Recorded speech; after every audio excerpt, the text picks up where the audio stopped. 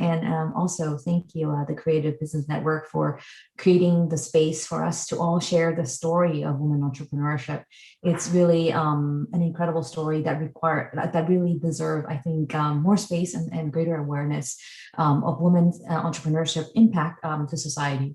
So I feel like I am a very privileged person to have the job of supporting women entrepreneurs globally. It's by far my funnest job in my career, and at the Cartier Women Initiative, our vision is the world in which every woman impact entrepreneurs can reach their full potential.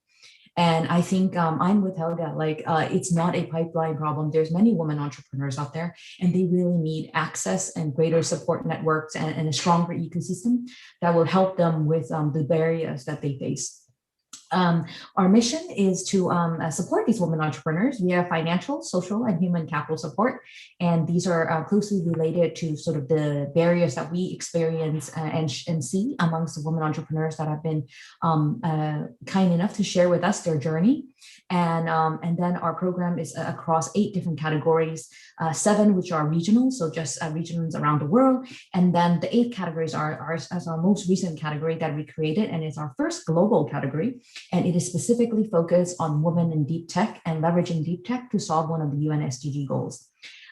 So we're very excited of this category, and it has been really inspiring to meet many of these just incredible women scientists and tech entrepreneurs who are in really the deep tech space. We do the work of the Cartier Women Initiative via 4 main pillars of work. First is our award, and the award has been around for the longest, so as you have described, since 2006, and it's how we started. For the first 10 years of the Cartier Women Initiative, we were sort of a one point in time business idea award that was supportive of women impact entrepreneurs. And, it was sort of a one point in time, people applied, and then, we provide them with some financial capital support and some visibility, but then that was it. And what we found in the last 15 years is really that, we were hoping that we could do more amongst this group of women entrepreneurs.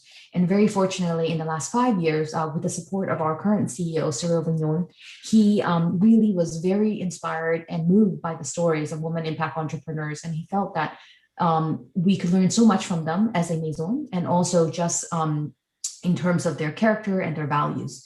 And so we have grown our program significantly, and now we're really a full-fledged program that is beyond just the award category. We have our fellowship, which is how we deliver all of our human capital support, and that's now a year-round journey. And we have also formed a community amongst the 200 plus women entrepreneurs that has been part of our program since inception, so that there's a sisterhood amongst all of these women entrepreneurs that are, leveraging business as a force for good. It's also where we collate and collect everyone who is interested in supporting these women entrepreneurs also. So it's not just a sisterhood. There's many male allies as part of this group also, which is really awesome. And then last but not least is our latest pillar of work, which is around thought leadership. And so throughout the years, we now have work with many women entrepreneurs, and we want to highlight their stories, and we want to be in the space of advocating for the importance of women impact entrepreneurship. And so in our thought leadership work, we host panel discussions. We are having a big event next week that is actually 3 days on virtual content around women impact entrepreneurship, specifically globally. And we hope to leverage these platforms and the visibility that we are able to gather to bring more space to the story that needs to be told. So yeah, that's in a nutshell is what we do. Well, that's a big nutshell. That's wonderful. So I think we are able to share the link for the event next week in our chat, yes. right? Mm-hmm. Yes, so yes, yeah. For all the people who are interested, that will show up in the chat at some point. So thank you very much, Wingee. It's wonderful how you're working with entrepreneurs. And I think that many companies can learn from Cartier and, companies like you that work to change the current situation. So congrats with that. So you mentioned the SDGs, and the SDGs, the Sustainable Development Goals that this talk is addressing is number 5 with gender equality and number 8 with decent work and economic growth.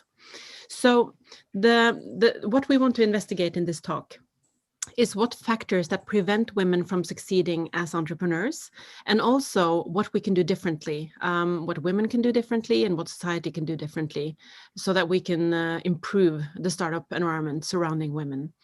And I think to kick off, let's see on the barrier, look at the barriers that exist. And as we said in the beginning, the Nordics, we would think that the Nordics would be in front of the development because we have a very equal society, and the Nordics is not that different from one another. The countries are small and long time collaborating. In Norway, where I live, we have really great apparatus around women for instance, maternity leaves, and the workplace is developed to take good care of women in their phases of their lives.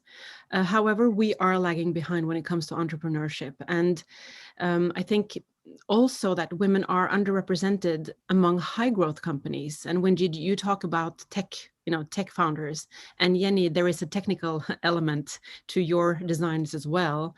And Helga, you are also investing in growth companies. So what is it that prevents women to go for growth and technology, you think? What do you think, Jenni? You're working with this. You have technology in your jewelry. Is it really so hard, or what is it that prevents us from doing this? Yeah, that is a good question. The only thing that I can think of now is that there are still some professions that enjoy more men or women enjoy more, but of course it's mixing all the time. If we think about kindergartening, or if we think about chefs, that's something that the roles are totally upside down right now. But what I can reflect on, I've been thinking about this a lot. I have always walked my own way as a woman, and many years ago, when I started to play football, I realized something that, okay, this might be one reason why women aren't. I mean, like, if you're an entrepreneur and if you're raising for funding, you need to have a team. You know, if you have an investor, they are not just investing on you if you don't have a good team with you. But the fact is that, well, what I've noticed is that with women are not that much of a team players that the men are. If I think about me and my brother, my father put my brother on a football field, on an ice hockey field. But for me, it's like women are more like solo players than team players. And that was something I realized. I mean, like, I have a very good football team that we work together. But in a way, still, I feel like when I get the ball, I need to run with the ball by myself and make a score. So this is one perspective that I have been thinking a lot about the teamwork. And this is of course, all the roles when you're an entrepreneur, they are really culture binded. I don't know if you get what I mean. Like, you have your role as a woman in your culture, and you have a role as a woman in your business. But in Finland, I can talk only in Finland. I think that too many women, when they start a business, they are too ashamed to ask for help. They are not even thinking about having a team with them, to do the business. It's like they are doing all by themselves. And I know that because I started my business like that until I realized that, okay, if I want to go somewhere, I really need some people to help me out here. Yeah. So that is one aspect and one perspective, as you say, and your experience too. And I'm sure that many will disagree. I see someone in the chat is disagreeing, and that's okay because we are all different. Yeah. And Wingee, you sort of have some statistics on this. What kind of companies are you attracting, and are they building teams or are they solo players? Okay, so very interesting. So for us, actually, for example, in the last edition, we had received about maybe 120 applications from the European regions for our program. And then 28 of them were from the Nordics. So a good 25% representation out of Europe. And what is really interesting, I think, for us amongst the Nordic women entrepreneurs is actually that when we look historically and across all of our editions of the program, many of them were successful in becoming a fellow in the program, which means that they were the top 3 of the region. And so I would say the representation of Nordic entrepreneurs in our fellowship overall is quite strong. And when I look at the achievement of these women entrepreneurs, it's also very strong. I think so far we do have a mix of both solo founders and a woman with other women founders. So that has been interesting. But I would also say we do notice that in the application, let's say globally, of women impact entrepreneurs, we do see many solo founders and probably more often than in a regular male, let's say like or co-ed accelerator program. And I say this because I think one of the common topics that a lot of the women founders talk about is how challenging it is to find a good co-founder. And we always make the joke, it's like, oh, it's hard to find a husband, and find a co-founder is even more difficult, or a partner in life. So it's sort of hilarious like that. Yeah. But yeah. So but not a lack of willingness though to look for someone to be in this team together with them. So it's really more as I'm sure Helga and Jenni will tell you, when you have a co-founder, it's really like a marriage, right? And you really have to be so aligned in sort of how your vision of the company and the mission, and it's not easy to find that. Yeah, the likes of mine. Yeah, that is true. It's really true. And I think if you would look at the male counterparts, entrepreneurs, you will see probably some of the same stats. Only we're really zooming in on women now, and then we blow up all the results, and it becomes very sort of black and white sometimes, which I guess is good to make some change. So Helga, in your pipeline, what do you see when it comes to solo founders and team players, and who succeeds in building companies? I think we meet all kinds. And if I think about our pipeline, because over the last 4 years, we've met thousands of founders across the Nordics, and we've met solo male founders and solo female founders. We've met men that are challenged by building a team. We met women that have challenged by building a team, but we also meet lots of women that are team players and are great at building teams. And we meet lots of men that are great at building teams. So I think, I don't think, in my experience, it's not exclusive to women. They're just different personalities. And I think that goes across all genders. But I think part of the reason maybe the women find it challenging building teams is the fact that, to me, sort of, unfortunately, and if you look just 20 years back, it's everything about sort of startups and funding startups is very clubby, and it's a game, and you have to know the rules and you have to be a member of that club. And if you think 20 years back, the club was exclusively in Silicon Valley. And this club has opened up and is becoming more diverse. And 20 years ago, all the most valuable companies came. You had to have been at Stanford. You had to know the funds in Silicon Valley, and that's how you built Facebook or Google or something like that. And in the last 10 years, we see a lot of valuable companies being built around the world. We see sort of unicorns coming from Romania, a lot of unicorns coming out of Nordics, even Iceland. And so I think that the club is opening up, but it's still very much a club. And you find team members within the club that are kind of, and I think it's a challenge for women to learn the rules of the game so they can be members of this club. And it's about sort of, I think our role as women is maybe just like disrupting this club and making it more inclusive. And there are lots of things that can happen. For example, if you notice, like jobs for startups or scale-ups or funds are never advertised. So nobody knows how to access this club, and people hire their friends.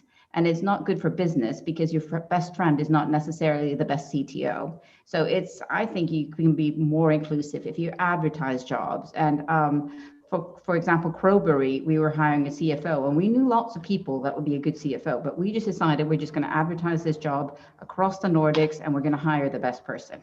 So I think, that for us, and we got loads of applicants, and we went through a hiring process. It took longer, and we found a fantastic person who was not part of our network or the traditional quote unquote startup club. So I think we have to have a more inclusive onboarding process. And also, I think we have to be more open about the rules of the game. So people understand how to start a business, learn the rules of this sort of startup club, so everybody can be part of it, because that's how we're going to find the best ideas. And I think, you know, sort of all great ideas, I think somehow start with a challenge. That's why I love Jenni's story. She ran into a problem and she had the skills to solve it. And I think, you know, and if, you know, she'd been excluded from the club and nobody had given her a chance, we might not have death metal. So I think it's very important that everybody's included in the club so we can solve the world's problems, and especially when it comes to sustainability and everything like that. So I think it's the clubbiness that's preventing women from building teams rather than we're not team builders. Sorry, yeah. Well, I think Harvard Business Review agrees with you. We lost your image now, Helga, but maybe you have a bad connection. There you go. Because there is a report from this year, actually, from 2021, from HBR, saying that women-led startups only received 2.3% of VC funding in 2020.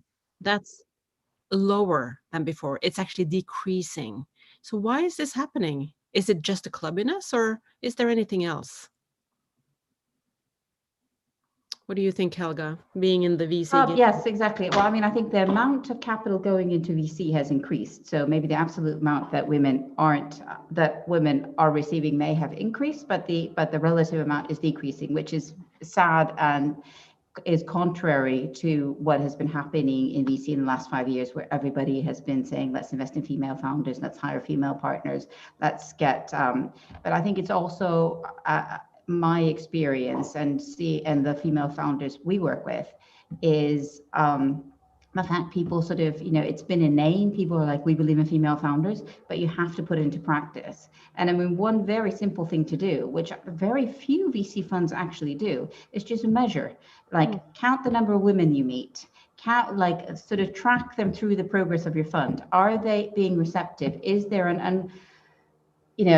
some sort of unconscious bias that you don't realize. So, and I think there's a lot of that. And so I think, you know, people have to track, and, you know, why are 20, 30, 40% of the people we meet female founders, and why are we only investing in 2%? Or are we not, are women not getting access to the meeting? And again, with this clubbiness, we meet everybody. You know, if people ask for a meeting, we will meet them.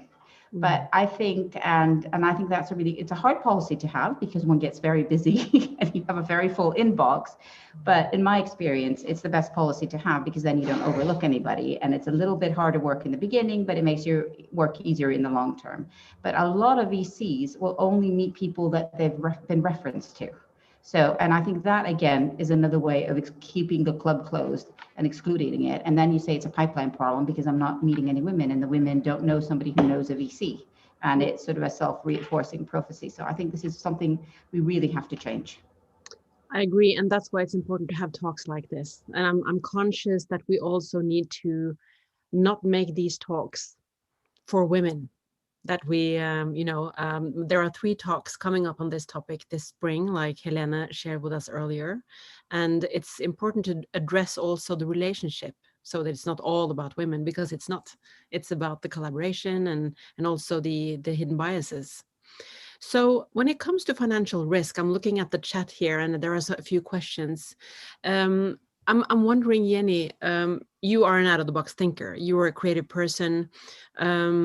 And I've been working with designers for 20 years. I've been running design agencies. So my perspective on designers is that some of the best strategists that I've met are actually designers. And you have had the guts and the Finnish stamina to build your own success. But that also must have included some risk-taking. And there is actually a fact from this report that I mentioned earlier, that Finland has the highest number of female entrepreneurs in the Nordics. Why do you think your culture, is it your culture that makes you succeed better than the rest of us when it comes to having more female entrepreneurs? Are you more risk willing? Well, definitely I am. That's what I know for sure. But I think that women in Finland, they are very equal. But I have no other answer for that. Women are very active, I would say that women could be more active also. I started to think about what you were saying before about why women aren't getting that much funding and so on. So what I started to think is that this is not my opinion. This is just something that I have been thinking, that okay, everything is very, women are certain. I'm not trying to generalize genres or genders now. I'm not trying to do that. I'm just trying to pop up some ideas that might have something to do with it. I mean, like, women and men have a different kind of brain structure. And so in certain situations, men are more aggressive. And that might have something to do also with the thing that that men can make more easily money. I mean, like, if you're thinking about money-wise, if you're thinking about setting up the targets, if you're thinking about making the calculations for the investors in your funding round. So there might be something that men are better as entrepreneurs in making the money and making the milestones, calculating the success of the business in numbers. So this is something that, because, well, I'm a creative thinker, yeah, and I solve problems and I love innovating, but money-wise, I really need people to assist me in my business, because that's one weakness that I'm totally aware of. And so I need to, I'm strong enough to say it aloud. So I have people that are helping me to actually make the planning for the money. That's a very good thing to have. And I think one of the things that I experience personally is that women entrepreneurs, myself included, we are not afraid of our shortcomings. We ask for help. And I think that is a strength. I'm not saying that our male co-founders don't do that, but my experience too, I have male co-founders in all my businesses, where both women and men. I've started 4 companies in my life. So we tend to like different roles. So I think it's interesting what you're saying. And I would like to transfer the question over to Wingee, because you're looking at impact, and historically impact has been associated with for good and not growth, not for profit. A lot of women are going that way. What are your thoughts on the risk taking, the money making? Isn't that really important to succeed also as a social impact founder? Yes, for sure. Yeah, for us, we're focused on leveraging business as a force for good, and specifically entrepreneurship, right? So financial sustainability of their business is really important. And that's not to say we only are interested in supporting female founders who are creating unicorns. We're interested in, if they were doing the unicorn business model, the zebra business model, or the camel business models, right? But we do believe that women leveraging business so that it's self-financially sustainable is really important, and that they have a strong revenue model for that, rather they take on investors or not. In my experience, actually, with the women entrepreneurs in our program, to me, I see entrepreneurs, many times they come from different backgrounds, right? They may be from a artistic background. This edition, for example, in our fellowship program, we have a fellow who's a midwife.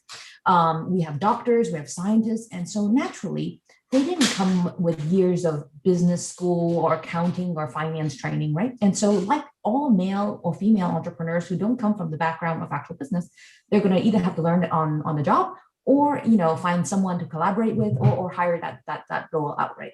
So to me, while we provide human capital support in strategic financial thinking and etc., it's not because we feel that women are less good in making financial decisions or financial risk taking and all of that. It's just a matter of the fact that they don't come from the background. And even if they did, early stage businesses and starting the company in the early stage, the finances, it's sort of unique, and you sort of, once you go through it once, you sort of have a hang of it. But before that, it helps to have some resources, right? So in my experience, I have met female founders who were excellent in, you know, financial risk taking and very comfortable with financial lingo.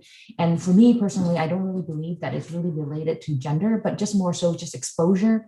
And rather they have role models that they could collaborate and learn from.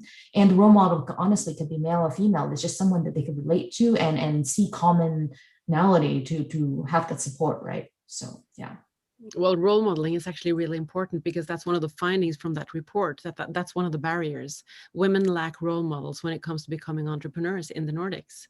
But Helga, on Iceland, where you're located, you have a very strong tradition for female leadership, both in politics and in finance. And one of my previous colleagues in Creative Business Cup in the global jury was almost becoming your president a couple of years ago, Halla Tómasdóttir. And she was also a strong woman in finance like yourself. How is it that Iceland has managed to build such a strong female community in finance? Yes, well, I think maybe we have sort of, I think Iceland is leading in the world in terms of gender equality, but we're still not there. You speak to the women in finance and they will say we're not completely equal either. And I mean, I joined a venture capital fund in 2009. I was actually the first woman to work as an investor in venture capital in Iceland, because it had just been a male-dominated field. And one of the reasons I think they decided to hire a woman, because we had Halla Tómasdóttir, who has worked with you and who ran for president of Iceland. She, in 2007, then finance was completely controlled by men in Iceland. And then she started her own financial firm and said, we need to have finance for women. And so she got a lot of female investors involved and a lot of female customers. And then I remember when I was hired to work for a venture fund, I'd been working in the startup space. It was like, well, we need to hire a woman because Halla has shown that women make good investors. So I got an opportunity because of her. And I think it's very important for us to, as women, to make sure and move the message forward. And now it's really interesting. And then I hired 2 women. We started our own fund. And now the other venture funds in Iceland are all hiring women because our fund has done well. And the people that invest in our fund saying that, you know, women are clearly very good investors. And so all the other venture funds are hiring women. And it's been really interesting. So that's kind of a fun fact. So I think, you know, for me, Halla was also wonderful because I remember I didn't know her very much at the time when I was hired as an investor into this venture fund. And I remember when I was hired and then I became managing director of this fund, the day I became managing director, she sent me a big bunch of flowers. Did not know her very well then, but she just said, anybody who's hired to be a CEO of anything, if she's female, I send her flowers. And I think there are little things, and nobody knew about this. She didn't publicize it, but it was very, you know, I was very touched by that. And I think this is how we support each other. And this is something a woman would only think of, is sending flowers somehow. And I think, you know, and I think it's these things that we can do to help each other along the way. And nobody's going to change the world, you know, nobody is going to be as concerned about gender equality as we are. So I think it's up to us to change things. And I think we do that by supporting each other. And maybe further on this conversation of team building is that one of the things that women are really, really good at, as Jenni articulated and Wingee articulated, is the self-awareness. And because we are self-aware of our shortcomings, we're also very empathetic to how we can help others. And I think this is really a skill that we should use as founders, as investors, and as sort of females.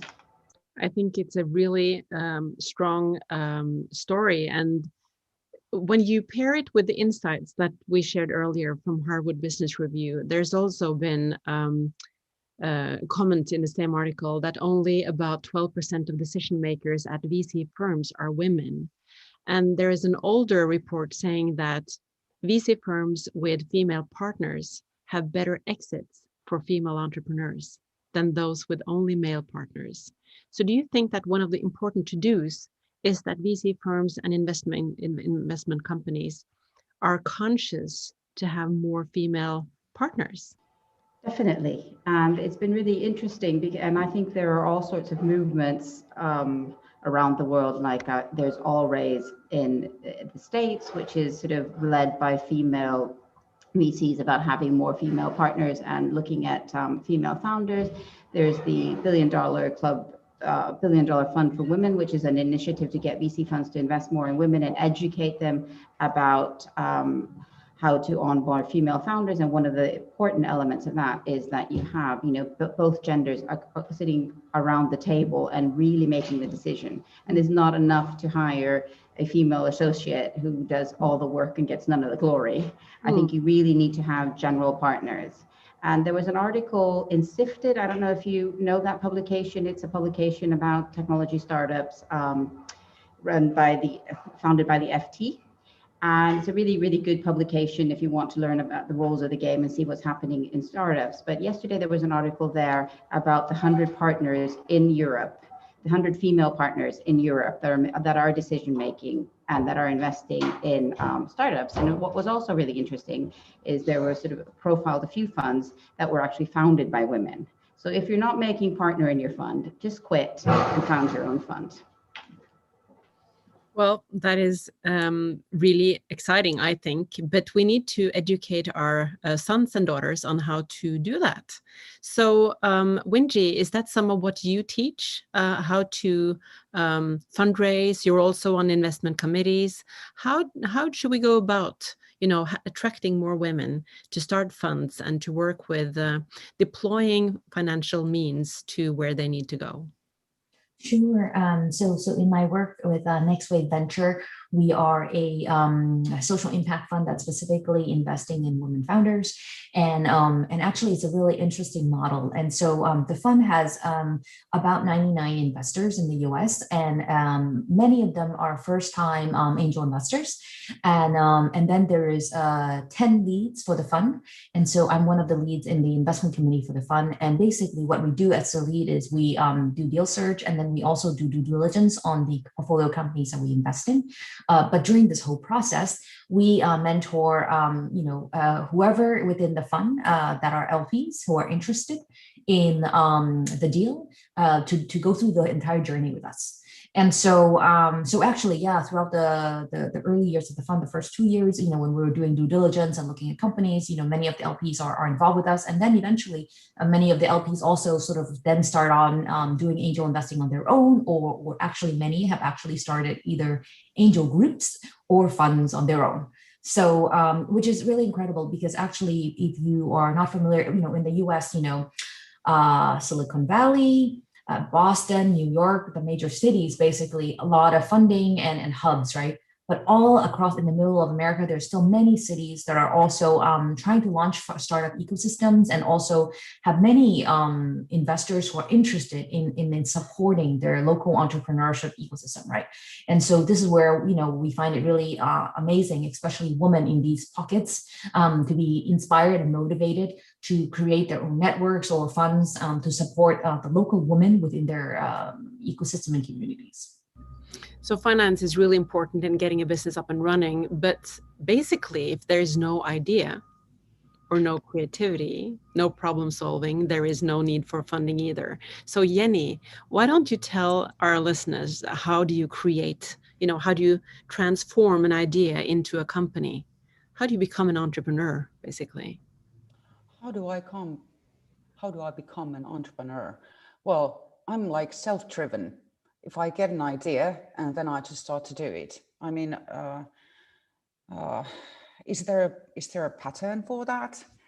You use your logical sense and you talk to people. And I've been having these test drives that when I get an idea, I have organized these kind of events in my offices, and I've invited my friends, and I never told anybody what I'm doing, what's in my head. And then I just give them a paper and I tell them my idea. I introduce my idea and I ask questions in the paper, and they can anonymously, answer to the question, which is basically, is there any point in this idea of mine? How would you value this? What price level would you see my ideas on, my designs? And it has been very helpful. But basically, I'm very open-minded. I'm very open to people. I ask for help. I ask if I need anything. I tell if I can't do. And so that's a very good way to get help also. So Wonderful. There is a question actually from Joanna Cloet. What were your 3 major obstacles when setting up your business, and how did you tackle them? My 3 main obstacles. Okay. Of course, when you're starting your own company, one obstacle, which is really obvious, is money. You have to have some kind of money in order to build up your company. And luckily, when I started my own company, when I started my first brand, Cheetah, which was focused on accessories and jewelry also, but basically what I was trying to do with Cheetah, I was trying to change the traditional tie, the accessory wear that men use. So I designed a new kind of a neckwear collection, and at that time I got together with the father of my son, and we moved in, and I had an apartment, and I sold it. I just sold it, and I made some profit, and I used all that money to build up my first brand. So basically, that's how it went. That's one obstacle. Another obstacle, which I still have, it's every time when you're really excited about something, I can't sleep.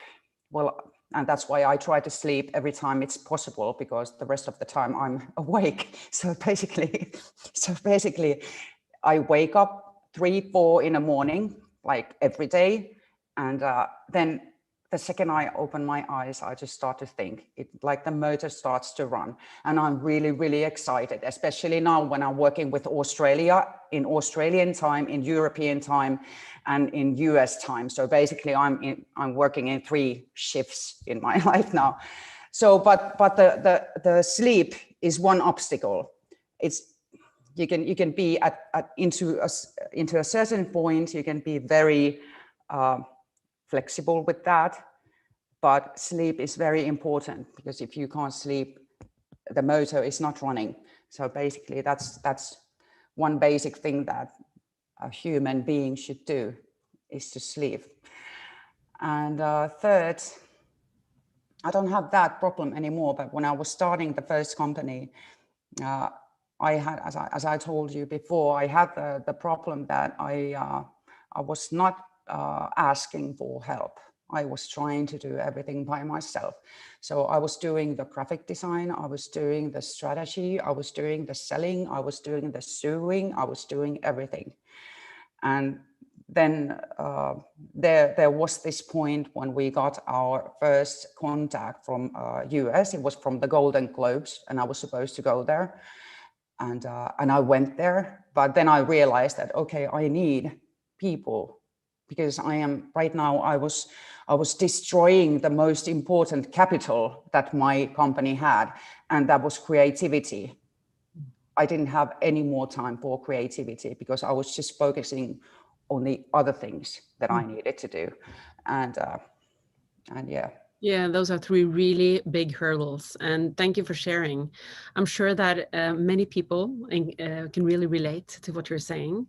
And there is also another question from Cecilie Pedersen that, Helga, I was wondering if you want to have a comment on. She asks if the welfare system in Scandinavia potentially makes us more complacent, that we don't have the sense of urgency or maybe the hunger and drive to will ourselves out of the comfort zone and become entrepreneurs.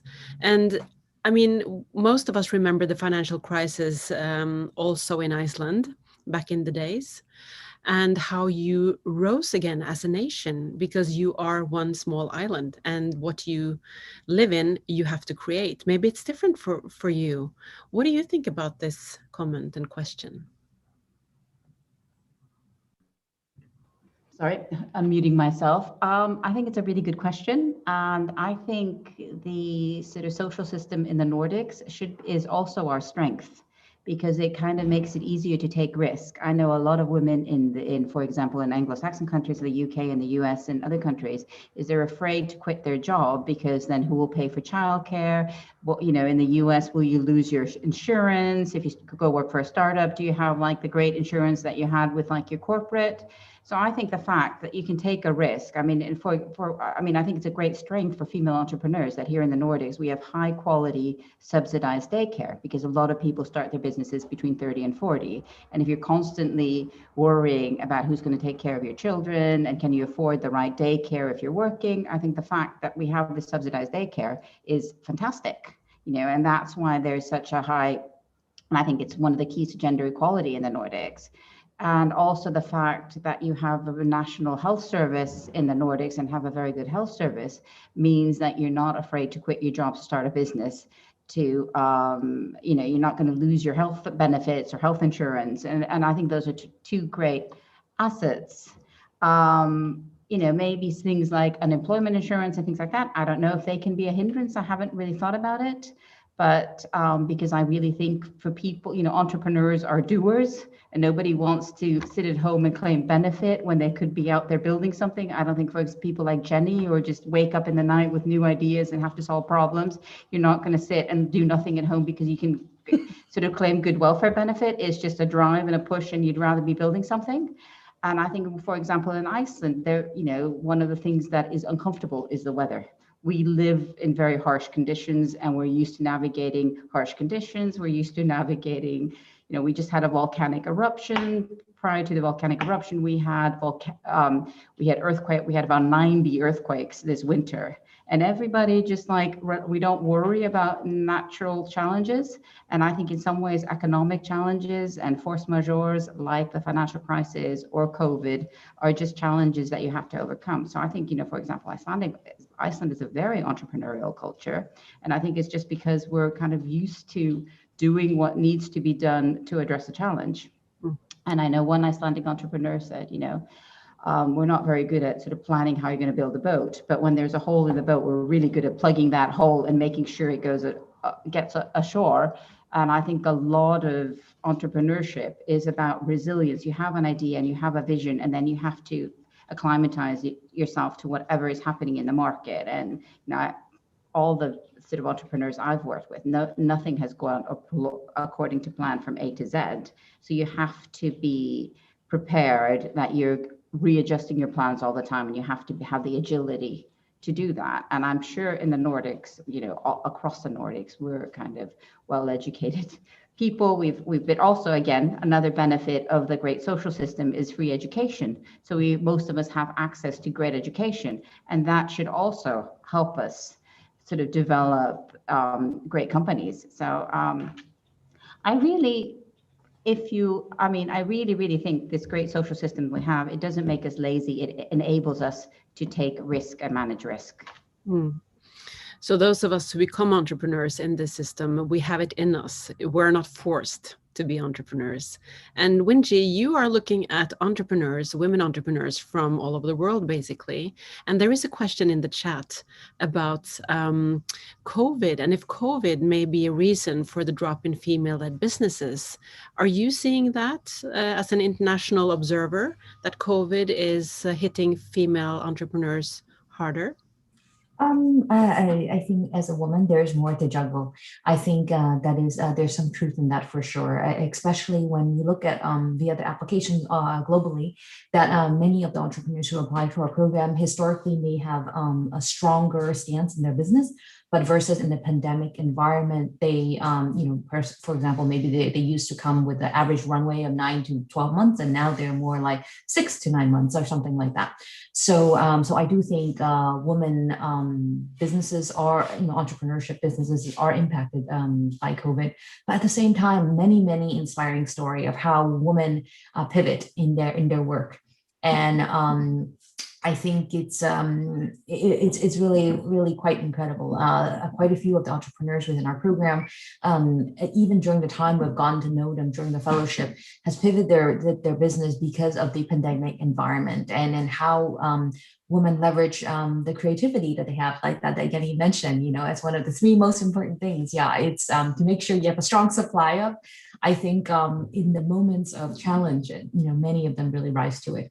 So has really kept us as a team at the Cartier Women Initiative, and as the Cartier as a Maison, just ever more inspired to support this work. So when you talk about Cartier, you're in the fashion and the an industry that is very much loved by all people, but especially women, and also very male-driven historically, the fashion industry and the luxury industry. And this is Creative Business Network. So this is about also creative entrepreneurs. And I myself, my entrepreneurial activity has been design agencies and creativity. So this is also right now one of the fastest growing industries in the world.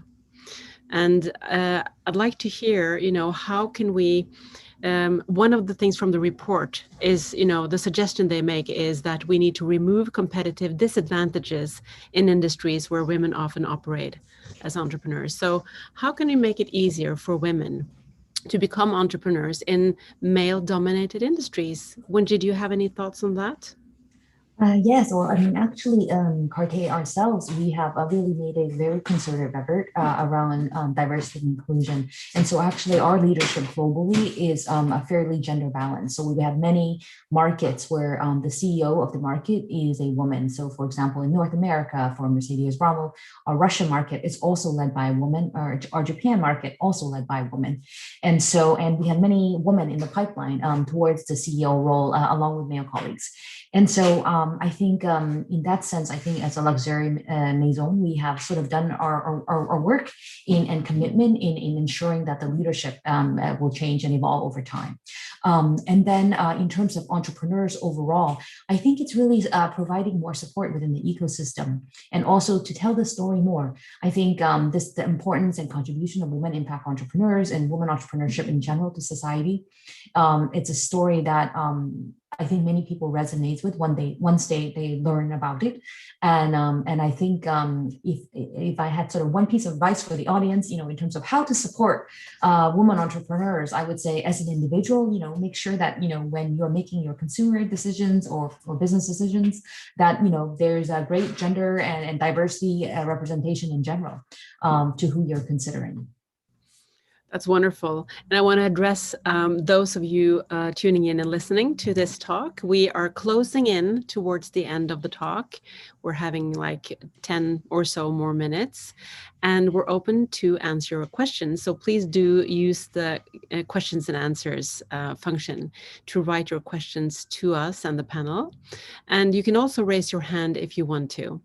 And in a minute, I'll go my round with the panel to ask what your, best advice to, make it as a female entrepreneur or investor in a while. But now we had a question for you, Wingee, in the chat. I would like to ask Wingee if she believes that there is a double discrimination of being a woman and a social entrepreneur, and how does one deal with that? Good question. Yes, it's possible. Certainly, some women entrepreneurs who have been part of our program have faced this, and sometimes when they face that the fact that they're creating impact business, they naturally think, oh, there's not going to be a sustainable return to this, or that you're women entrepreneurs, then there may be additional biases against it, and so it is entirely possible.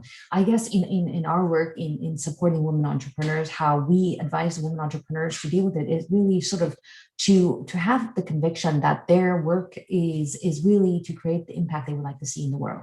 And to me, it means about running a savvy business that is financially sustainable. And I think data-driven results to whether it's investor or customers or collaborators is really important, I think, especially for a woman. And then the other parts about being connected to an ecosystem and a network. So really network consistently, not just when you need it, but just all around all the time, trying to surround yourself with people who believe in your vision and be driven and led by the mission. That is incredibly powerful. I think so many times, we're so focused on who we are and our identities, but in reality, actually one of the most beautiful things I think about impact entrepreneurship is that so often we find very small startup businesses creating such a large impact in the world because they share the same vision as larger organizations or larger corporates who actually want to collaborate with them. And you can really punch above your weight, if you will.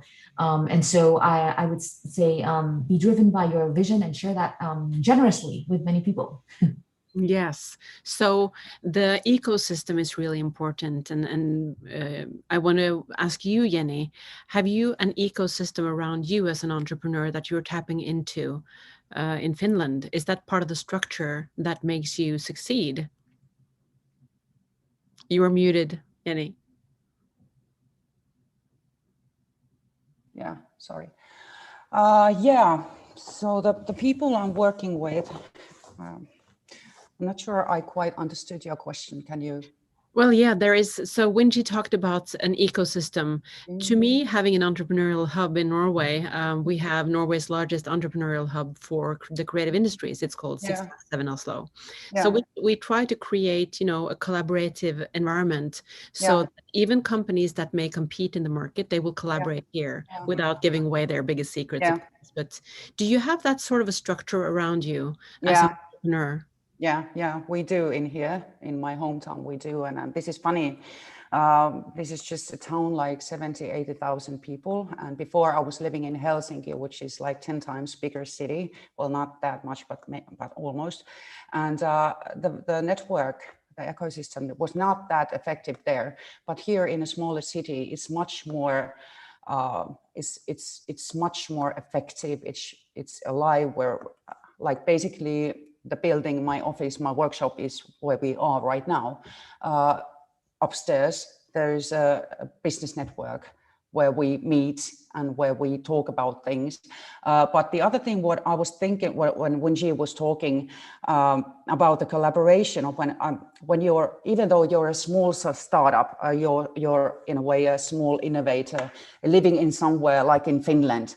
So basically, I have and you can collaborate with a huge business in the other side of the world. We are basically doing that right now. So we have the same kind of interest in one big company in the US, and they have, we were just Skyping this week, and they have basically taken my company under their wing so that we are focusing on the same problem right now. And they need me and my innovation to, in a way, talk to their customer, what is this word? Yeah, the customers. Yeah, with us. And so we have a same goal, even though we are not competing with each other, but we support each other in a very, very nice and good and very good way. So yeah. I think it's a very good point to, as you were having this round now with the advice, and I think Wingee with the ecosystem is really important. Jenni, collaboration, really important. And not only with other startups, but also with corporates, that you may share the same target group. So that's very powerful. And Helga, I wanted to ask you, because there are a couple of questions now that I think is really also interesting. Both Maria Hago and Silvia Rodriguez has asked, in each their way, how female negative self-talk, this also, of course, goes to any gender, but, to manage our energy and to train ourselves to think positively, to conquer, for instance, the imposter syndrome that Silvia is pointing to. What is your experience with this personally, and also with the startups that you are advising? Yeah, imposter syndrome, know it well. And this is one of the good things about growing older, it kind of goes away a little bit. So that's really good. And then you also realize, you sort of see almost anti-role models in a way, because you think, oh, that guy that was like the bottom of the class at school, he's starting $1 million business, why can't I? So I think it's also, a role models, yes, this woman can do it, but you can also look at people that have a lot less to offer that are actually quite successful, and you just think that's an anti-role, if they can do it, I can do it. So that's, it's maybe a negative thought, but I think that also helps. But I also think just in terms of, I think one of the things that makes a good founder, because overconfident founders aren't great either. You see a lot of people that think they're great and they just make ridiculous plans. And I think, it's about self-confidence and humility, because often good founders also listen and they assess problems and they see things that other people don't, because they're careful listeners and they have the humility to know that they can't solve everything on their own. And so I think, as a good founder, if you have the confidence to know you can do it, and you can, why not you like everybody else? So, so I think, you have to start with a premise. Yes, if you work hard and have a good idea, you can do it, and everybody can work hard. And I think we all see problems around us. So it's just about having the self-confidence to actually do things. But I think it's also having the humility to listen, because I think sometimes humble founders are much better than overconfident founders. Overconfident founders are great on stage, but it was actually when it comes to executing things, from my experience, it's usually the ones that are silently working away and listening to the market and coming up with solutions that are often the most successful people. Yeah. So I guess then you have to walk the talk. And I tend to hear many investors appreciating entrepreneurs who are, doing rather than talking. And many times they actually go a bit under the radar, these entrepreneurs, because they tend to just go about their business and don't shout so much. So I think what you are tapping into, Helga, has also to do with mentorship, that it's very wise to have a mentor. Don't you agree?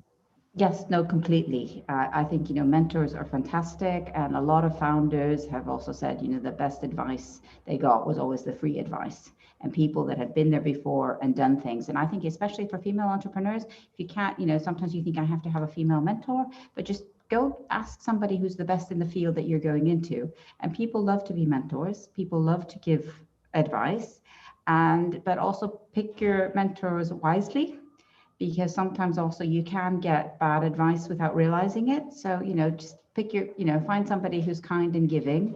And you also don't, even if you have a mentor, you don't have to listen to everything they said. You get the advice, and then you decide yourself what advice makes sense to you. But I think mentorship is very important. And, I know some great mentors out there. For example, a nice story from Iceland is, the company that does the cold chain monitoring for all the Pfizer vaccine is an Icelandic company. And they have this software and hardware, and it came out of the University of Iceland that could, measure temperature. And originally they were going to measure the temperature for food transport or something. And then the founder got a mentor who came from the pharmaceutical industry and said, it's the most important sector in the world is measuring the temperature of pharmaceuticals. And so they've been working away there. And then obviously with the Pfizer vaccine, which is very, very vulnerable to sort of temperature conditions, this company has just taken off. They're called Controlant, and they have this very important job of making sure that the Pfizer vaccine is shipped across the world at the right temperature. But if that founder hadn't had the right mentor, I don't think he would have had this opportunity. So very good point. Very good point. And I think also it's safe to aim high when it comes to mentors, because you may be surprised who actually says yes. So don't sell yourselves short when it comes to choosing a mentor. So we are closing in on the end. There is one more question from Maria. What do you recommend as prep work before approaching VCs? That is a huge question, Maria. I think we could do a whole talk only about that. But do you have any short comments, Helga, to Maria about that? One very useful thing, and we get asked this, is just to have a coffee meeting. Don't go pitch to your VCs. Go talk to them when you don't need money. One of the things is these online conferences, and also once we start meeting in real life, is just meet people. And you meet your local VCs and ask them if you can just have coffee and advice. And VCs also would love to be listened to and love to mentor. So we often, maybe a year before a startup comes and pitches to us, somebody asks just to have a coffee and just to get the ideas, what they need. Also, I think the good VCs are have transparent websites, and you can see what they want and things like that. And they often, Sequoia and Index Ventures, two big funds, they on their websites, they have lots of resources. So that's also a good way to prep yourself. But I think just asking for 15 minutes, half an hour for coffee, an hour for coffee, that often really, really helps. That's great advice. Wingee, do you agree? Yes, and actually we have on our YouTube channel for the Cartier Women Initiative, many of the common female founders challenges. If folks are interested in tuning in on imposter syndrome or preparation for ahead of a VC meeting sessions, please feel to tune into some of the content that was created in the past, generously volunteered by people who are supportive of women impact entrepreneurs. So wonderful.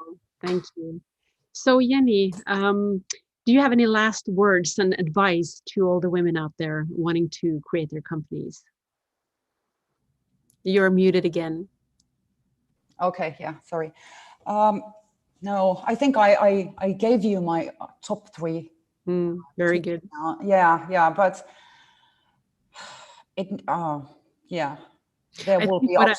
I think that one power that I have as an entrepreneur is that I'm really, really bad in giving up, and I love obstacles. So when you are having the obstacles, any other person could just like give it up, but I want to digest that problem so that I am not giving up. So after a few years, I can think about this moment. Thank God I didn't give up. And that's like a mistake can be a present. It's something that you need to solve. Problem is the same way. They are meant to be solved, not just like drop on a table and leave. So. Yeah. I think what you're talking about, Finnish stamina or grit, the ability to hang in there is really important. And that is why it's important you choose a problem that you are really passionate about, because you're going to need that passion at some point. So thank you very much, all 3 of you, for wonderful, wonderful inputs. And I'm sure that all the listeners, including myself, have learned a lot. And I want to give the word back to Helene to close up the session. Thank you very much. Thank you.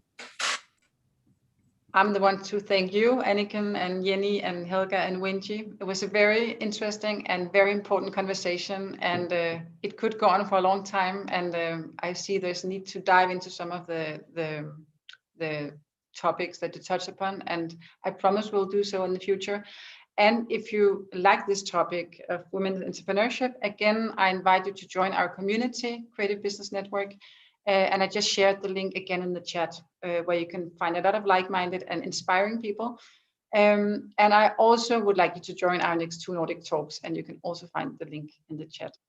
So I hope you all enjoyed this conversation, and I wish you all a fantastic day.